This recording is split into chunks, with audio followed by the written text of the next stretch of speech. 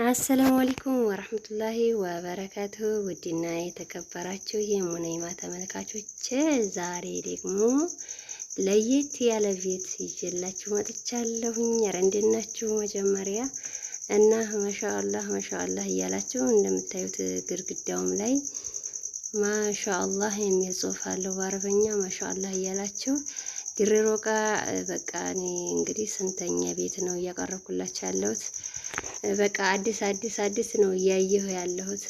በቃ ይሄንን ማሻአላህ ብዬ ደግሞ ቀጣይ የማይውል ለየት ያለ የሆነ እያገኘሁት ነው። ይሄን ቤት እንግዲህ ሙመሃ መስታየቱ ምናምን ተገጣጥሞ ትቀርጫዋለሽ ብለሽ የነበረው ያው እንግዲህ በዛ ሰፈር ሲሄድ ሳየው ለምን በትንሹ አላሳያትም ለተመልካቾችም ለኡሙ መሃን ብዬ ነው ለባለቤቷ። እንግዲህ ውዷ ያገሬ ልጅ ቤትሽ ማሻአላህ ተባረከ ረህማን በጣም ቆንጆ ሆኗል። ማሻአላህ ተባረከላ በሉ እንግዲህ እንደምታዩት ማሻአላህ ይላል ግድግዳው ላይ በአረበኛ። ግቢም አለው ማሻአላህ። አሁን ይሄ በቅርብ ሊታጠር ነው።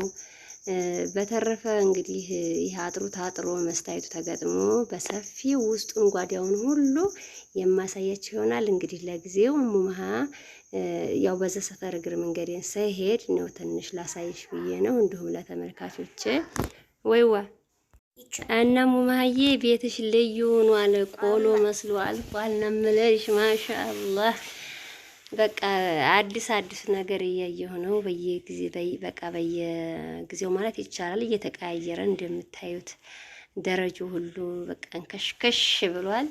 እና ይሄን ይሄቷ ቤት ነው። መታደል ነው ጋር ጎረቤት መሆን ብቻ በጣም ደስ የሚል ሲጀመር የዚህ አይነት አሰራር ድሬሮቃ የለም። እቺ ቤት ብቻ ናት ማለት ነው።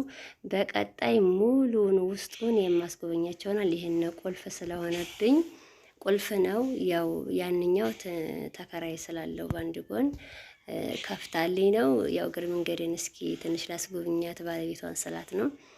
እና ማሻአላህ እሙ መሃዬ ወይም እሙ ማሄር ማሻአላህ ቤትሽ በቀጣይ በሰፊው ማሳይሽ ይሆናል።